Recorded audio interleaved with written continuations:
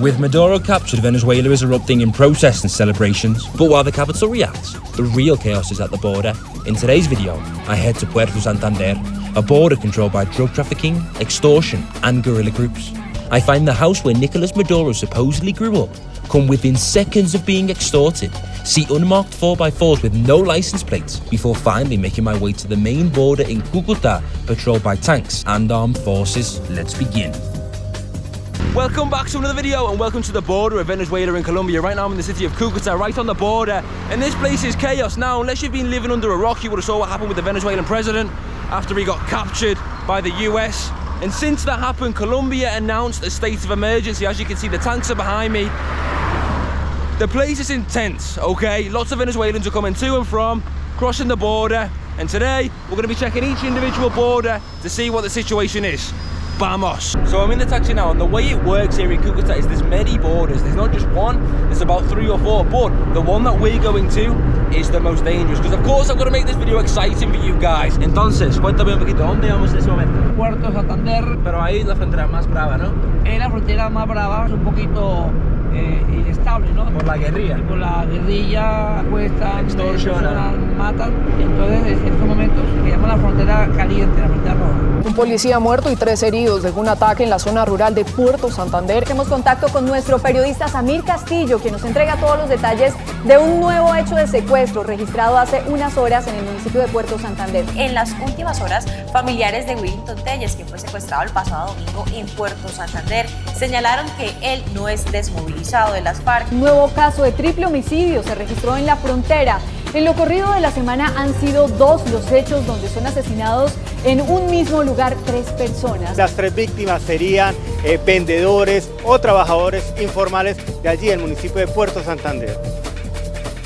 So what he's saying is that the border that we're going to now, Puerto Santander, is full of guerrilla. ¿Cómo se llama la guerrilla? ELN y FARC. In Colombia, guerrilla groups are armed organizations that formed decades ago during internal conflict. Many now control territory through illegal economies like drug trafficking and extortion, especially in remote border areas where the state has limited presence. I've came out the car because we have made it to guerrilla territory. We are in the red zone, we're in la zona roja. And check it out, as you can see surrounding me are all these fields and farms. Now, something you need to understand is that in these areas ran by the guerrillas, what happens is the local Colombians will have their own farms or haciendas, and the guerrillas will come over with their AK-47s and say, look, you need to pay protection if you want to be safe. And of course, the owners of the farms will say, protection from who? And that's when the guerrillas say, from us. That's how it works around here. Check it out. Have a look at all these cows. Got to be careful that I don't get extorted around here. Check it out. Wow. Maybe I should take the guerrilla approach, come and find some local Colombian farmers and say, look, you need to pay protection. That could be a good business idea. Make some quick cash. Right then, let's head to Puerto Santander and see what's going on at the Venezuela border. This road is very quiet here in guerrilla territory. Does nobody want to spend some time in guerrilla territory near the Venezuela border after Maduro's been captured? Maybe not the safest idea. Let's head on the road. Aquí estamos vía Puerto Santander, acabamos de cruzar un municipio llamado Puerto Lleras. Ya la tensión se pone fuerte porque aquí hay mucho grupo guerrillero. So as you can see, we're currently entering dangerous territory and we're driving on la Ruta Nacional 55, the road from Cúcuta to Puerto Santander. And just so you understand that this place ain't no joke, check out an incident that happened on this very road. Buenas tardes, los uniformados se encontraban en un puesto de control de tránsito en la vía que de Cúcuta conduce a Puerto Santander cuando fueron atacados con ráfagas de fusil y explosivos. Un policía murió y 3 resultaron heridos.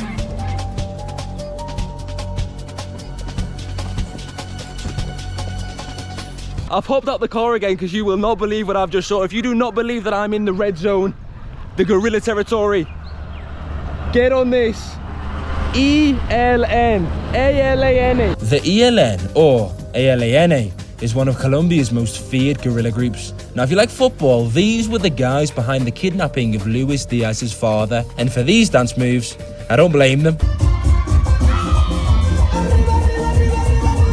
Formed around Marxist ideology, the belief that wealth and power should be taken from elites and fairly distributed through revolution, the group controls border zones and large parts of rural Colombia using armed patrols, extortion and kidnappings. Oh no, gotta be careful now. There's gonna be a load of informants around here though, calling the big boys, the leaders of the guerrilla group, on their walkie-talkie saying there's an English guy, he's arrived with a camera.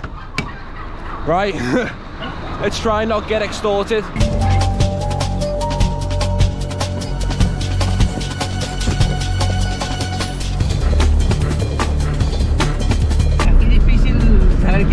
Hay mucha gente infiltrada de la guerrilla mirando quién entra al carro. No, so he's saying that they're all around here, they've got informants for the guerrilla, informants for the paramilitary that are here with their walkie-talkies or whatever, letting the big boys know, hey, this guy's coming in, you got an English dude walking in, watch out, he's filming, whatnot, we need to grab him and investigate him.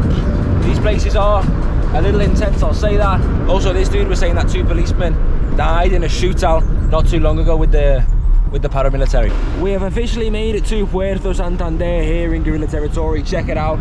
This place is nice and active. So what we're going to do, we're going to get the guys driving the car to drop us off towards the border with Venezuela, and then see what's going on down there, see how dangerous it really is. Hopefully there's no blacked out 4x4s. Toyota 4x4s, yeah. We want to avoid them for sure. Look how busy it is though. You've got music playing.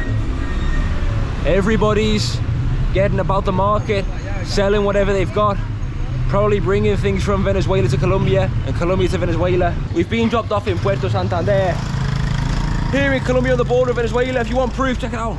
There's the Venezuela flag. So we're trying to find the border. I'm also with Memo again, who was in the last guerrilla video in the Guaviare in Colombia. Check it out, Senor Memo. So we're gonna go find the border. We believe that it's straight ahead. So I'm not too sure what the immigration system is like, whether there's lots of authorities and whatnot. Got to be careful we don't get extorted. That is the mission.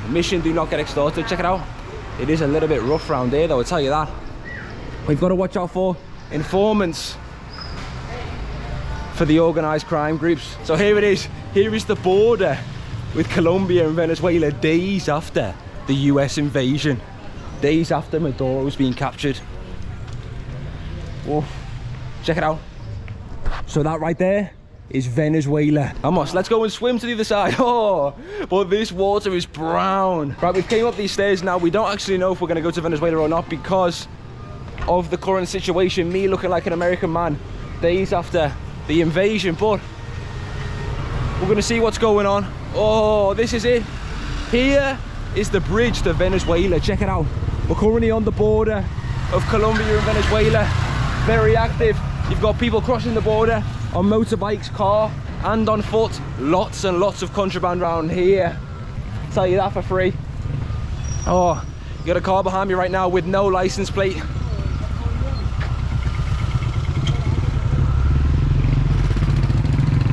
And we have made it to Venezuela. Now, at this moment I knew I was inside Venezuelan territory and I knew the risks, but I didn't know that an informant was already following us.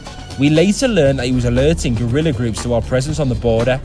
What we didn't realise is that it's very common here for people to be forcefully pulled into Venezuelan territory and held for ransom. José Luis Prada, Javier Rosso y Jonathan Prada salieron de casa el pasado 15 de noviembre con destino a Puerto Santander a ejercer su actividad comercial, pero nunca más volvieron a casa. En el sector del Diamante fueron interceptados por hombres fuertemente armados que los retuvieron. Al parecer fueron llevados a territorio venezolano. Seconds before it escalated, our taxi driver paid the informant 50,000 Colombian pesos to stay quiet, then ran back and stopped us from going any further, likely preventing an extortion.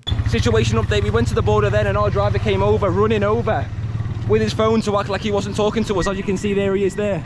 He's pretending to be on the phone call, but he's actually giving us orders to get away from the Venezuela border due to the extortion. According to him, if we had have gone any closer to the Venezuelan side where all the guards were, they would have grabbed me, and they wouldn't have grabbed Memo because he's Colombian. They don't mind Colombians, but me, being an English citizen right now, it's the worst possible time to land Venezuela. ¿Pero qué pasó ahí? ¿El guerrillo? ¿Sí, ahí? Sí, que está de guerrillo, es informante. ¿Pero qué dijeron? Porque es que están no, yo es influencer, igual que Luisito, corre, cocha. Pero no, ¿pero no se puede grabar ahí en Venezuela? Sí, pero ya lo llamamos aquí rápido. ¿Pero no se puede cruzar ahí? No. ¿Por qué? Delicadísimo. So as you can see there, he's saying that we can't go past, but I really want to go to Venezuela. ¿Qué vamos a hacer? ¿No cruzamos? ¿Imposible? Entonces no podemos ir a Venezuela. No, y usted estuvo en Venezuela, Toshi, ¿estaba en Venezuela usted ya? Sí. Claro, huevón, pues yo cuando vi que cruzaron, yo me le fui encima. Sáquese de ahí. Pero fuiste hablando por teléfono. Claro, la musa, sáquese de aquí, sáquese de aquí. Está en Venezuela, es delicadísimo. Y el que me paró ahí le dice 50 lucas, ese guerrillo. Sí. Venga, papi, pero no, es más influencer. Se pasa haciendo TikTok, americana, puro gallo. Pero nada que ver con nada. Ah, listo, pero seguro. Debe el fresco ahí y te voy a dar 50 lucas. ¿Sí? Claro, es que aquí es delicado. Eso no creo que es fácil, compadre, eso es delicadísimo acá. So what are you saying there? We had to pay an informant of the guerrilla groups to not do anything to me. I didn't even realize. I was just walking, filming my video, not thinking. That's why he came running down, because the informant had already been on the walkie-talkie. Man, this place is full of military presence though.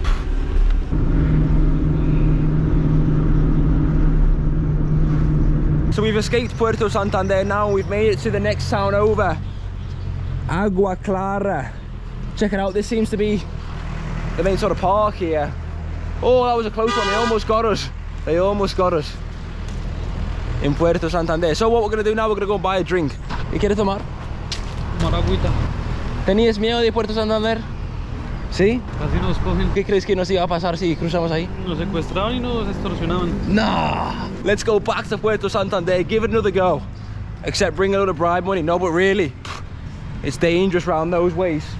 You know me, I normally just go across, but after that guy came running down saying, get back, I thought, you know what? Let's listen to him. All right, let's see what they've got here. Oh, Coca-Cola. ¿Cuál quieres? ¿Qué quieres tomar? Coca-Cola está bien. ¿Coca-Cola normal? Eso. ¿Cuánto es, venir? Buenas. ¿Cuál es? 2000. ¿Ah? ¿Qué pasó? ¿Qué pasó? No, que el chavo del chat me dijo, y llega hasta aquí nomás, para allá, ¿La guerrilla? Está la guerrilla, claro. Aquí también hay No, todo es guerrillera. So we're saying there's even more informants around there. I thought we were out the zone now. I mean, we're still in the red zone, but check it out, you got a police checkpoint there too. This place ain't no game, I'll tell you that.